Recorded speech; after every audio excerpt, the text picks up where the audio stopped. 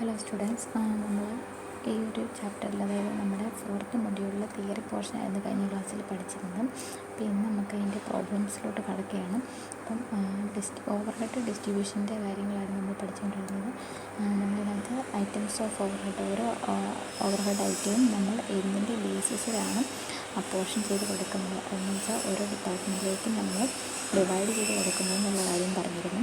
അപ്പോൾ ഓരോന്നിൻ്റെയും ബേസിസ് പറഞ്ഞിരുന്നു. ഇനി ആ ബേസിൻ പ്രകാരമുള്ള നമുക്ക് പ്രോബ്ലത്തിലോട്ട് കിടക്കുകയാണ്. പേജ് നമ്പർ 167 പേജിലെ പ്രൈമറി ഡിസ്ട്രിബ്യൂഷൻ അല്ലെങ്കിൽ പ്രൈമറി ഓവർഹെഡ് ഡിസ്ട്രിബ്യൂഷനാണ് നമ്മൾ ചെയ്യാനായിട്ട് പോകുന്നത്. അപ്പോൾ ഇവിടെ പറഞ്ഞിരിക്കുന്നത്, നമ്മളൊരു സ്റ്റേറ്റ്മെൻറ്റ് പ്രിപ്പയർ ചെയ്യേണ്ടതായിട്ടുണ്ട്. നമ്മളെങ്ങനെയാണ് ഡിസ്ട്രിബ്യൂട്ട് ചെയ്യുന്നത്, ഓവർഹെഡ് ഡിസ്ട്രിബ്യൂട്ട് ചെയ്യുന്ന ഓരോ ഡിപ്പാർട്ട്മെൻറ്റിലോട്ടും നമ്മൾ എങ്ങനെയാണ് ഡിസ്ട്രിബ്യൂട്ട് ചെയ്യുന്നത് എന്നുള്ളതിൻ്റെ ഒരു സ്റ്റേറ്റ്മെൻറ്റ് ഫോമിലാണ് നമ്മളിത് ചെയ്യുന്നത്. നമുക്ക് നോക്കാം എങ്ങനെയാണ്. ഇല്ലസ്ട്രേഷൻ 1 ചെയ്ത് നോക്കാം. അതിനുശേഷം നമുക്ക് കൂടുതൽ എക്സ്പ്ലനേഷൻ തരുന്നതായിരിക്കും. അപ്പോൾ ഇവിടെ illustration 1 Finolex cables limited has 4 department, out of which A, B and C are production department and D is a service department.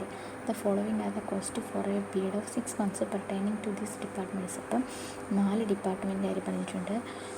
Finolex cable ലിമിറ്റഡിൽ 4 ഡിപ്പാർട്ട്മെൻറ്റാണുള്ളത്, A, B, C and D. അപ്പോൾ ഇതിൽ എയും ബിയും സിയും പ്രൊഡക്ഷൻ ഡിപ്പാർട്ട്മെൻറ്റും ഡി എന്ന് പറയുന്നത് സർവീസ് ഡിപ്പാർട്ട്മെൻറ്റുമാണ്. അപ്പോൾ എന്താണ് പ്രൊഡക്ഷൻ ഡിപ്പാർട്ട്മെൻ്റ് എന്നും എന്താണ് സർവീസ് ഡിപ്പാർട്ട്മെൻ്റ് എന്നും ഞാൻ ഓൾറെഡി നമ്മളൊക്കെ എക്സ്പ്ലെയിൻ ചെയ്തതാണ്.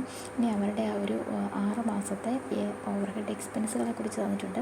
Rent 10,000, repairs 6,000, depreciation 4,500, lighting 1,200, supervision 15,000, fire insurance 5,000, employees contribution to SI 1,500, motive power 9,000. ഇത്രയും കാര്യങ്ങൾ തന്നിട്ടുണ്ട്. ഇനിയുള്ളത് ഡിപ്പാർട്ട്മെൻറ്റിൻ്റെ ബാക്കി ഒരു ഡേറ്റാസ് തന്നിട്ടുണ്ട്. ഓരോ ഡിപ്പാർട്ട്മെൻറ്റിന് എത്രത്തോളം ഏരിയ ആവശ്യമുണ്ടെന്നുള്ളത് പറഞ്ഞിട്ടുണ്ട്. ഓരോ ഡിപ്പാർട്ട്മെൻറ്റിൽ എത്ര വർക്കേഴ്സ് ഉണ്ടെന്നുള്ളത്, ഡയറക്റ്റ് വേജസ് ഓരോ ഡിപ്പാർട്ട്മെൻറ്റിന് എത്രയാണ് കൊടുക്കുന്നതെന്നും, ഓരോ ഡിപ്പാർട്ട്മെൻറ്റിൻ്റെയും പ്ലാന്റിൻ്റെ വാല്യൂ, സ്റ്റോക്കിൻ്റെ വാല്യൂ, ലൈറ്റ് പോയിൻ്റ്, ഇത്രയും കാര്യങ്ങളാണ് തന്നിരിക്കുന്നത്. അപ്പോൾ നമുക്ക് ഈ മേളിൽ പറഞ്ഞിരിക്കുന്ന ഐറ്റംസ് നമ്മൾ ഓരോ ഡിപ്പാർട്ട്മെൻറ്റിലേട്ടും അപ്പോർഷൻ ചെയ്ത് കൊടുക്കേണ്ട ആണ് നോക്കുന്നത്.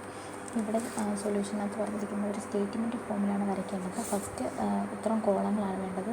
ടേബിൾ വൈസായിട്ട് വരയ്ക്കുമ്പം എക്സ്പെൻസുകൾ ഏതൊക്കെയാണെന്ന് എഴുതാനൊരു കോളം, എന്തിൻ്റെ ബേസിസിലാണ് നമ്മൾ അലോക്കേറ്റ് ചെയ്ത് കൊടുക്കുന്നത് എന്നുള്ളൊരു കോളം, റേഷ്യോസിലാണ്, അതായത് ഈ ബേസിസിൻ്റെ പ്രകാരം നമ്മൾ റേഷ്യോസ് കണ്ടുപിടിക്കണം, ആ റേഷ്യോയുടെ ഒരു കോളം, ടോട്ടൽ ഇത്ര എമൗണ്ട് നമുക്ക് ക്വസ്റ്റിന് തന്നിരിക്കുന്ന ടോട്ടൽ എമൗണ്ട് എഴുതാനായിട്ടൊരു കോളം, ദെൻ ഓരോ ഡിപ്പാർട്ട്മെൻറ്റിലോട്ട് നമ്മൾ അപ്പോർഷൻ ചെയ്ത് കൊടുക്കാൻ ഓരോ ഡിപ്പാർട്ട്മെൻറ്റിനും ഓരോ കോളം.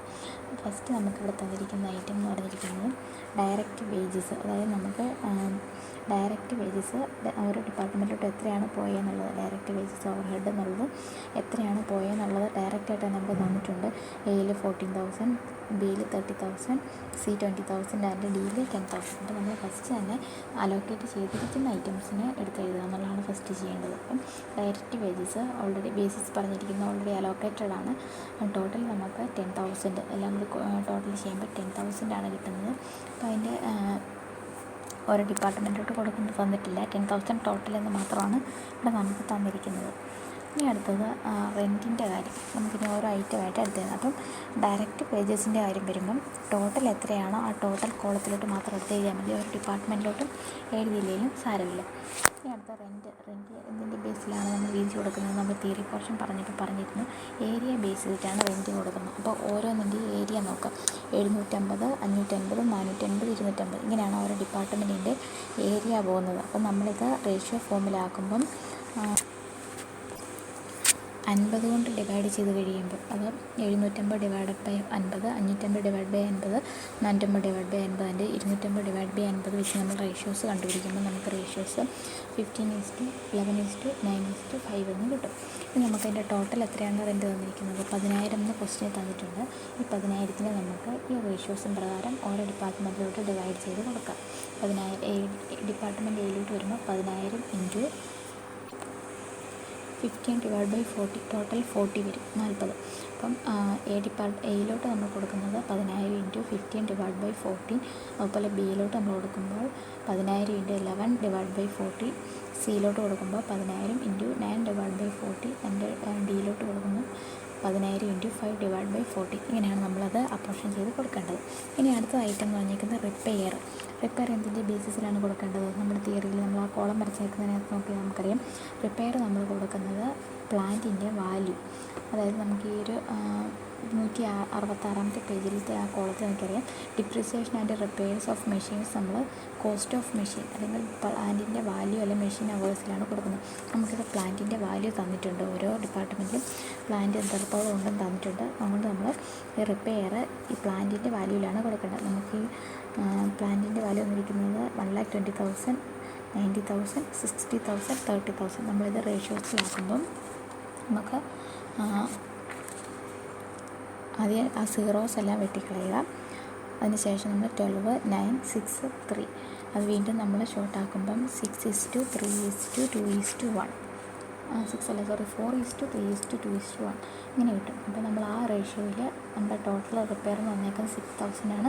6,000-നെ എയിലോട്ടും ബിയിലോട്ടും സിയിലോട്ടും ഡിയിലോട്ടും നമ്മൾ അപ്പോർഷൻ ചെയ്ത് കൊടുക്കാം. അപ്പോൾ നമ്മൾ എയിലോട്ട് കൊടുക്കുമ്പോൾ 6,000 × 4 / 10. അപ്പോൾ 6,000 × 4 / 10 എയിലോട്ട്. ബിയിലോട്ട് വരുമ്പോഴത്തേനും 6,000 × 3 / 10. അതുപോലെ നമ്മൾ സിയിലോട്ടും ഡിയിലോട്ടും കൊടുക്കാം. ഇനി അടുത്ത മൂന്നാമത്തെ ഐറ്റം പറഞ്ഞാൽ ഡിപ്രീസിയേഷൻ നമ്മൾ പ്ലാന്റിൻ്റെ വാല്യൂം പ്രകാരമാണ് കൊടുക്കുന്നത്. നമ്മുടെ പ്ലാന്റിൻ്റെ വാല്യൂവിൻ്റെ ഡിപ്രീസിയേഷൻ ഓൾറെഡി നമ്മൾ കണ്ടുപിടിച്ചിട്ടുണ്ട്. 4:3:2:1 എന്നാണ് കണ്ടുപിടിച്ചിട്ടുണ്ട്. അപ്പോൾ നമുക്ക് 4,500 ടോട്ടൽ ഡിപ്രീസിയേഷൻ തന്നിരിക്കുന്നത്. ഈ ടോട്ടൽ ഡിപ്രീസിയേഷനെ ABCDയിലോട്ട് നമ്മൾ ഈ തന്നിരിക്കുന്ന റേഷ്യോയിൽ ഡിവൈഡ് ചെയ്ത് കൊടുക്കാം. പിന്നെ അടുത്ത ലൈറ്റിങ്ങിൻ്റെ കാര്യം പറഞ്ഞിട്ടുണ്ട്. ലൈറ്റിങ്ങിന് കൊടുത്തിരിക്കുന്ന ലൈറ്റ് പോയിൻറ്റിൻ്റെ ബേസിസിലാണ്. ലൈറ്റ് പോയിൻറ്റ് നമുക്ക് തന്നിട്ടുണ്ട് 15, 11, 9, 5 തന്നിട്ടുണ്ട്. ലൈറ്റിങ്ങിൻ്റെ നമുക്ക് ടോട്ടൽ വന്നിരിക്കുന്നത് 1,200 ആണ്. സോ നമ്മൾ ഈ 1,200-ന് നമ്മൾ ഈ 15:11:9:5 എന്നുള്ള ആ ഒരു റേഷ്യോയിൽ നമ്മൾ ഡിവൈഡ് ചെയ്ത് കൊടുക്കാം.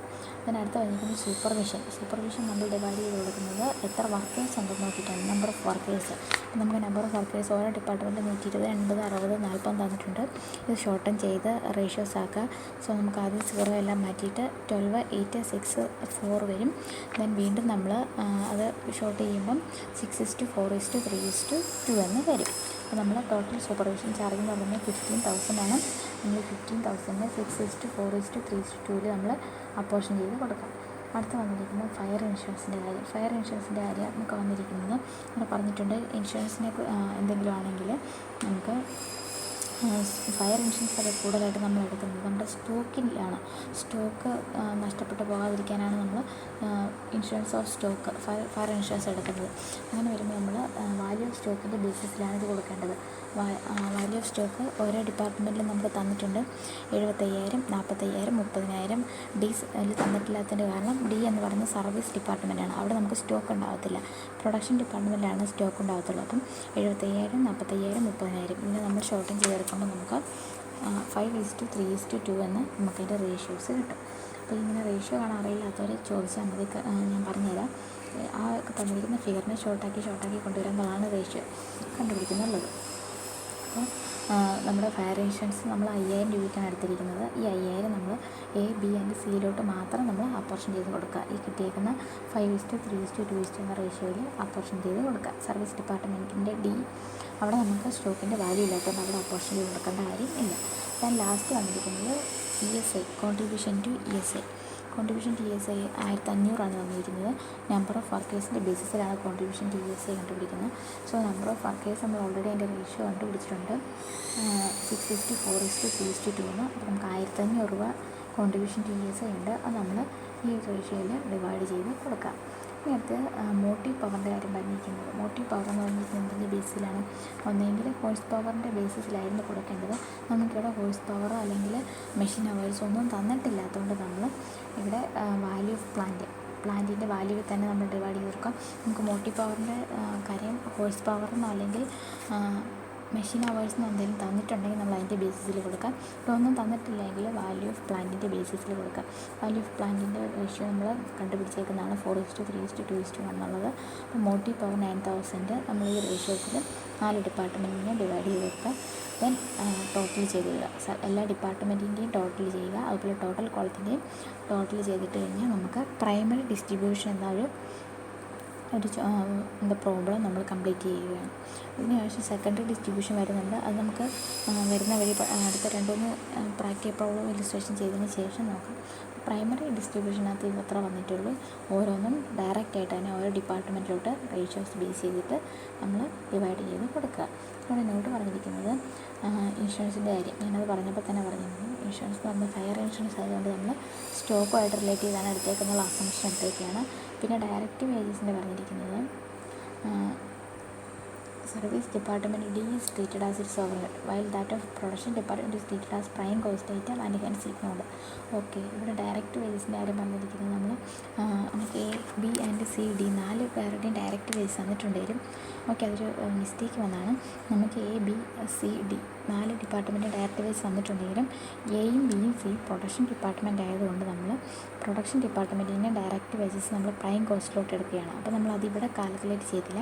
സർവീസ് ഡിപ്പാർട്ട്മെൻറ്റിന് കൊടുക്കുന്ന വേജസ് മാത്രമാണ് നമ്മൾ ഓവർ ഹെഡായിട്ട് കാൽക്കുലേറ്റ് ചെയ്തുള്ളൂ. ബാക്കിയുള്ളത് നമ്മൾ പ്രൈം കോസ്റ്റ് ഐറ്റം ആയതുകൊണ്ട് എടുക്കുന്നില്ല. അതുകൊണ്ടാണ് നമ്മൾ ഡയറക്റ്റ് വേജസിൻ്റെ കാര്യം ഇവിടെ സർവീസ് ഡിപ്പാർട്ട്മെൻറ്റിന് മാത്രം ഡയറക്റ്റ് വേജസ് കൊടുത്തിട്ട് ആ എമൗണ്ട് മാത്രം ടോട്ടൽ കോളത്തിൽ എഴുതുന്നത്. ഒന്ന് ശ്രദ്ധിച്ചേക്കണം. ഡയറക്റ്റ് വേജസ് കൊടുക്കുമ്പോൾ സർവീസ് ഡിപ്പാർട്ട്മെൻറ്റിന് മാത്രം എത്രയാണോ പ്രൊപ്പോർഷനേറ്റ് ആയിട്ടുള്ളത് അത് മാത്രം കാണിച്ചാൽ മതിയായിരിക്കും. അപ്പോൾ ഇത്രയും കാര്യങ്ങളാണ് ഈ ഒരു ഇല്ലസ്ട്രേഷൻസ് വെച്ചിട്ട് നമുക്ക് എക്സ്പ്ലെയിൻ ചെയ്യാനായിട്ടുള്ളത്. അപ്പോൾ ഇതുപോലെ തന്നെ നമുക്ക് ഇല്ലസ്ട്രേഷൻ 2 ഉണ്ട്. നമുക്കതും കൂടി ഒന്ന് നോക്കാം എങ്ങനെയാണ് ചെയ്യുന്നതെന്ന്. ഇവിടെ ഇല്ലസ്ട്രേഷൻ 2-ൽ Swastik oil manufacturing company has 3 production departments. 3 production ഡിപ്പാർട്ട്മെൻറ്റിൻ്റെ കാര്യം പറഞ്ഞിട്ടുണ്ട്. Crushing department, refining department and casting department. അതുപോലെ ഒരു സർവീസ് ഡിപ്പാർട്ട്മെൻറ്റ് ഉണ്ട്, ടൈം കീപ്പിംഗ് ഡിപ്പാർട്ട്മെൻറ്റ്. അപ്പോൾ ടോട്ടൽ സ്വാസ്തിക് ഓയിൽ മാനുഫാക്ചറിങ് കമ്പനിക്ക് 4 ഡിപ്പാർട്ട്മെൻറ്റാണുള്ളത്. Crushing, refining, casting and time keeping. Time keeping എന്നുള്ള സർവീസ് ഡിപ്പാർട്ട്മെൻറ്റാണ്. ഇനിയുള്ളത് ഓവർഹെഡിൻ്റെ കാര്യം പറഞ്ഞിരിക്കുന്നത് supervision, power, depreciation, lighting, rent, repairs and maintenance. ഓരോന്നിൻ്റെ ഇൻഡയറക്റ്റ് വേജസ് പറഞ്ഞിരിക്കുന്നത് ക്രഷിംഗ് ഡയറക്റ്റ് അല്ല ഇൻഡയറക്റ്റാണ് വന്നിരിക്കുന്നത്. സോ ക്രഷിങ്ങിന് 2000, റിഫൈനിങ് 1500, കാസ്റ്റിംഗ് 2200, ടൈം കീപ്പിങ്ങിന് 400.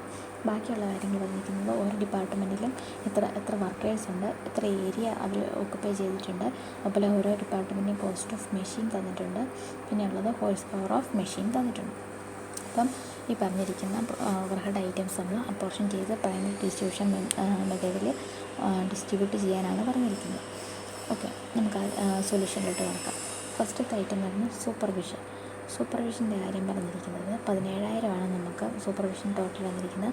നമ്പർ ഓഫ് എംപ്ലോയീസ് അല്ലെങ്കിൽ നമ്പർ ഓഫ് വർക്കേഴ്സിൻ്റെ ബേസിസിലാണ് നമ്മൾ സൂപ്പർവിഷൻ ഡിവൈഡ് ചെയ്ത് കൊടുക്കുന്നത്. നമുക്ക് 20, 25, 30, 10 ഇങ്ങനെയാണ് നമ്മുടെ എംപ്ലോയീസ് പോകുന്നത്. സോ നമുക്ക് ഇതിനെ ഷോർട്ടൻ ചെയ്തെടുക്കുമ്പോൾ നമുക്ക് അതായത് 5 കൊണ്ട് ഡിവൈഡ് ചെയ്ത് കഴിയുമ്പോൾ നമുക്ക് 4:5:6:2 ഇങ്ങനെ നമുക്ക് റേഷ്യോസ് കിട്ടും. അപ്പോൾ നമ്മൾ ഈ 17,000 ഈ റേഷ്യോയിൽ 4 ഡിപ്പാർട്ട്മെൻറ്റിലോട്ടും കൂടി ഡിവൈഡ് ചെയ്ത് കൊടുക്കാം.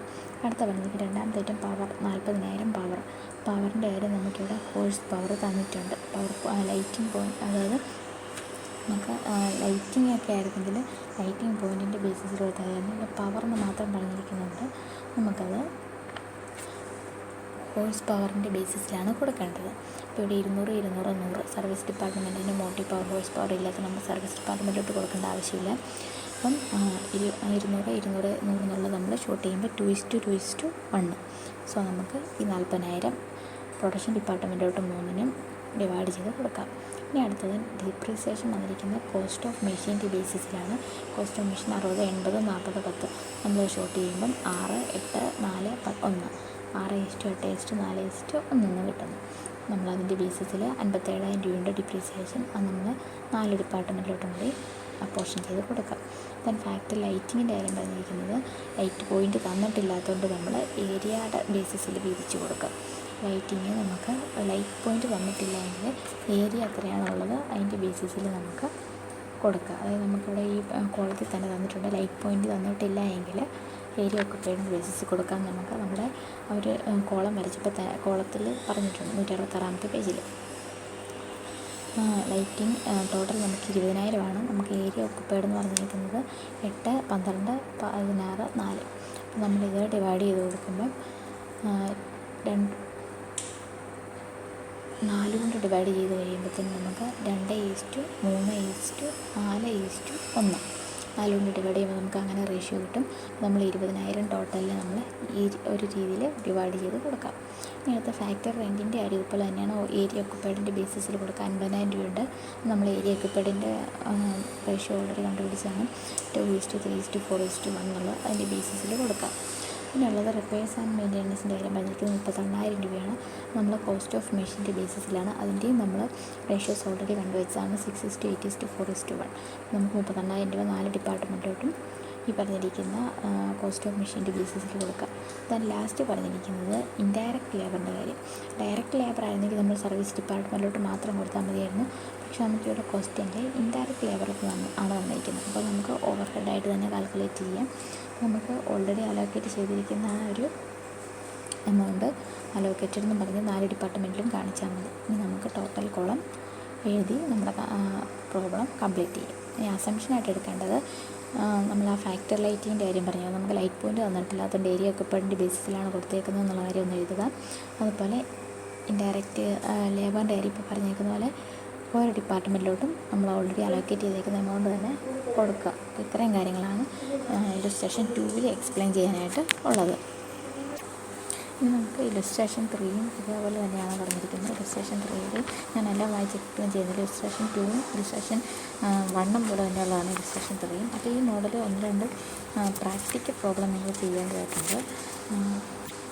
പേജ് നമ്പർ 192 192 പേജിൽ പ്രാക്ടിക്കൽ പ്രോബ്ലം 1, 3 and 4 നിങ്ങളിന്ന് ചെയ്ത് നോക്കി എൻ്റെ ബുക്കിൽ എഴുതി സബ്മിറ്റ് ചെയ്യുക. 1, 3 and 4. അപ്പോൾ ഇത്രയാണ് പ്രൈമറി ഡിസ്ട്രിബ്യൂഷൻ്റെ കാര്യമുള്ളത്. ഈസി ആയിട്ടുള്ളതാണ്. നമുക്ക് സെക്കൻഡറി ഡിസ്ട്രിബ്യൂഷൻ വരുന്നുണ്ട്. അപ്പം അതിനു മുമ്പ് റീ അപ്പോർഷൻമെൻറ്റ് എന്ന് പറഞ്ഞാൽ എന്താണെന്നുള്ളൊരു ചെറിയ പോർഷനുണ്ട്. അതും കൂടി ഒന്ന് എക്സ്പ്ലെയിൻ ചെയ്തിട്ട് നമുക്ക് അടുത്ത ക്ലാസ്സിൽ സെക്കൻഡറി ഡിസ്ട്രിബ്യൂഷൻ നമുക്ക് നോക്കാം. ഈ റീ അപ്പോയിൻമെൻറ്റ് അല്ല re apportionment of service department എന്ന് പറഞ്ഞിട്ടുണ്ടെങ്കിൽ ഇപ്പം നമ്മൾ ചെയ്തിരിക്കുന്ന പ്രോബ്ലത്തിലെല്ലാം നമുക്കറിയാം, നമ്മൾ പ്രൊഡക്ഷൻ ഡിപ്പാർട്ട്മെൻറ്റിനും സർവീസ് ഡിപ്പാർട്ട്മെൻറ്റിനുമായിട്ട് നമ്മൾ എല്ലാ ഓവർ ഹെഡിനെയും കൊടുക്കുകയാണ് ചെയ്തിരിക്കുന്നത്. പിന്നെ നമ്മൾ സർവീസ് ഡിപ്പാർട്ട്മെൻറ്റോട്ട് കൊടുക്കുന്നുണ്ടെങ്കിലും ഈ സർവീസ് ഡിപ്പാർട്ട്മെൻറ്റിൻ്റെ അൾട്ടിമേറ്റ് ആയിട്ടുള്ള ബെനിഫിറ്റ് എടുക്കുന്നതെന്ന് പറഞ്ഞാൽ പ്രൊഡക്ഷൻ ഡിപ്പാർട്ട്മെൻറ്റ് തന്നെയായിരിക്കും. അപ്പോൾ അങ്ങനെയുള്ളപ്പോൾ ഈ സർവീസ് ഡിപ്പാർട്ട്മെൻറ്റിന് കൊടുത്തിരിക്കുന്ന ഓവർ ഹെഡിൻ്റെ ടോട്ടൽ എടുത്ത് പ്രൊഡക്ഷൻ ഡിപ്പാർട്ട്മെൻറ്റിലോട്ട് തന്നെ വീണ്ടും കൊടുക്കുന്നതിനെയാണ് reapportionment of service department cost എന്ന് പറയുന്നത്. ടോട്ടൽ സർവീസ് ഡിപ്പാർട്ട്മെൻറ്റിനെ നമ്മൾ ഡിവൈഡ് ചെയ്ത് കൊടുത്തിരിക്കുന്ന ടോട്ടൽ ഓവർ ഹെഡ് കോസ്റ്റിന് നമ്മൾ എഗെയിൻ നമ്മൾ പ്രൊഡക്ഷൻ ഡിപ്പാർട്ട്മെൻറ്റിലോട്ട് സം ബേസിസിൽ നമ്മൾ കൊടുക്കുന്നതിന് reapportionment of service department cost എന്ന് പറയും. ഇങ്ങനെ എന്ത് ബേസിസിലാണ് കൊടുക്കുന്നതാണ് അവർ പറഞ്ഞിരിക്കുന്നത്. സർവീസ് ഡിപ്പാർട്ട്മെൻറ്റിൻ്റെ വന്നിരിക്കുന്നത് ടൈം കീപ്പിംഗ് ഡിപ്പാർട്ട്മെൻ്റ് ആണെങ്കിൽ നമ്മൾ നമ്പർ ഓഫ് എംപ്ലോയീസിൻ്റെ ബേസിസിൽ കൊടുക്കും. ക്യാൻറ്റീൻ ഡിപ്പാർട്ട്മെൻ്റ് ആണെങ്കിൽ നമ്പർ ഓഫ് എംപ്ലോയീസിൻ്റെ ബേസിസിലാണ് നമ്മൾ വീട്ടിൽ റീ അപ്പോർഷൻ ചെയ്യുന്നത്. സ്റ്റാഫ് വെൽഫെയർ ഡിപ്പാർട്ട്മെൻ്റ് ആണെങ്കിൽ അല്ലെങ്കിൽ റിക്രിയേഷൻ റൂം ഹോസ്പിറ്റലൊക്കെ കൊടുക്കുന്ന അങ്ങനെയുള്ള ഡിപ്പാർട്ട്മെൻ്റ് ആണെങ്കിൽ അത് നമ്പർ ഓഫ് എംപ്ലോയീസിൻ്റെ ബേസിസിലാണ് നമ്മൾ പ്രൊഡക്ഷൻ ഡിപ്പാർട്ട്മെൻറ്റിലോട്ട് കൊടുക്കുന്നത്. അതുപോലെ റിപ്പയർ ആൻഡ് മെയിൻ്റെനൻസ് റിപ്പയറിൻ്റെ കാര്യം പറഞ്ഞിരിക്കുന്നത് repair order or service order. അപ്പോൾ പ്രൊഡക്ഷൻ ഡിപ്പാർട്ട്മെൻറ്റിൽ നിന്ന് റിപ്പയർ ഓർഡർ അല്ലെങ്കിൽ സർവീസ് ഓർഡർ കിട്ടിയിട്ടുണ്ടെങ്കിൽ അതിൻ്റെ ബേസിസിൽ നമ്മൾ അത് പ്രൊഡക്ഷൻ ഡിപ്പാർട്ട്മെൻറ്റിലോട്ട് ചാർജ് ചെയ്യും. അല്ലെങ്കിൽ മെഷീൻ അവേഴ്സും ഉണ്ടെങ്കിൽ അത് നമ്മൾ അതനുസരിച്ച് നമ്മൾ കൊടുക്കും. സ്റ്റോഴ്സ് ഡിപ്പാർട്ട്മെൻറ്റ് കൊടുത്തിരിക്കുന്നത് നമ്പർ ഓഫ് മെറ്റീരിയൽ റിക്വസിഷൻ്റെ ബേസിസിലാണ്. അതുപോലെ പവർ ഡിപ്പാർട്ട്മെൻറ്റ് തന്ന ഹോഴ്സ് പവറിൻ്റെ ബേസിസിൽ കൊടുക്കുന്നു. പർച്ചേസ് ഡിപ്പാർട്ട്മെൻറ്റ് ആണെങ്കിൽ number of purchase orders. Internal transport ആണെങ്കിൽ വാല്യൂ ഓഫ് മെറ്റീരിയൽ യൂസ്ഡ് അല്ലെ വെയിറ്റ് ഓഫ് മെറ്റീരിയൽ യൂസ്ഡിൻ്റെ ബേസിസിൽ കൊടുക്കും. അപ്പം ഏത് സർവീസ് ഡിപ്പാർട്ട്മെൻറ്റാണോ ഉള്ളത് ആ സർവീസ് ഡിപ്പാർട്ട്മെൻറ്റിൻ്റെ ടോട്ടൽ കോസ്റ്റ് എടുത്തിട്ട് നമ്മൾ വീണ്ടും പ്രൊഡക്ഷൻ ഡിപ്പാർട്ട്മെൻറ്റിലോട്ട്, ഇപ്പം നമുക്ക് ഒരു ഓർഗനൈസേഷനിൽ ടൈം കീപ്പിംഗ് ഡിപ്പാർട്ട്മെൻറ്റ് എന്നൊരു സർവീസ് ഡിപ്പാർട്ട്മെൻറ്റാണ് ഉള്ളതെങ്കിൽ അതിൻ്റെ ടോട്ടൽ എടുത്തിട്ട് നമ്മൾ നമ്പർ ഓഫ് എംപ്ലോയീസിൻ്റെ ബേസിസിൽ നമ്മൾ പ്രൊഡക്ഷൻ ഡിപ്പാർട്ട്മെൻറ്റിലോട്ട് കൊടുക്കും. ക്യാൻറ്റീൻ ഡിപ്പാർട്ട്മെൻറ്റാണ് ഉള്ളതെങ്കിൽ അത് നമ്പർ ഓഫ് എംപ്ലോയീസിൻ്റെ ബേസിസിൽ പ്രൊഡക്ഷൻ ഡിപ്പാർട്ട്മെൻറ്റിലോട്ട് കൊടുക്കും. സ്റ്റോഴ്സ് ഡിപ്പാർട്ട്മെൻറ്റ് ആണെങ്കിൽ നമ്പർ ഓഫ് മെറ്റീരിയൽ റിക്വസിഷൻ എത്രയാണെന്ന് നോക്കിയിട്ട് പ്രൊഡക്ഷൻ ഡിപ്പാർട്ട്മെൻറ്റിലോട്ട് കൊടുക്കും. ഇങ്ങനെ നമ്മളുടെ ഏത് സർവീസ് ഡിപ്പാർട്ട്മെൻറ്റാണോ ഉള്ളത് ആ സർവീസ് ഡിപ്പാർട്ട്മെൻറ്റിൻ്റെ കോസ്റ്റ് നമ്മൾ വീണ്ടും നമ്മൾ പ്രൊഡക്ഷൻ ഡിപ്പാർട്ട്മെൻറ്റിലോട്ട് ചാർജ് ചെയ്യും. ഈ അപ്പോർച്ച്മെൻറ്റിൽ അതാണ് സംഭവിക്കുന്നത്. അപ്പോൾ അങ്ങനെ നമ്മൾ ചാർജ് ചെയ്യുന്നതിനാണ് സെക്കൻഡറി ഡിസ്ട്രിബ്യൂഷൻ എന്ന് പറയുന്നത്. ഇനിയുള്ളത് അതിൻ്റെ മെത്തേഡ്സ് ഉണ്ട്. അതുപോലെ നമ്മൾ അതിൻ്റെ ഒരുപാട് പ്രോബ്ലംസ് ഉണ്ട്. ഏതൊക്കെ മെത്തേഡിലാണ് നമ്മൾ റീ അപ്പോർച്ച്മെൻറ്റ് നടത്തുന്നത് എന്നുള്ളത് നമുക്കത് അടുത്ത ക്ലാസ്സിൽ പഠിക്കാം. അപ്പോൾ ഇന്ന് ഞാൻ പറഞ്ഞിരുന്ന ഇല്ലസ്ട്രേഷൻ 1, 2, 3 നിങ്ങൾ കറക്റ്റായിട്ട് വായിച്ച് നോക്കുക. പ്രാക്ടിക്കൽ പ്രോബ്ലം 1, 3, 4 നിങ്ങൾ ചെയ്ത് സബ്മിറ്റ് ചെയ്യുക. Okay, thank you.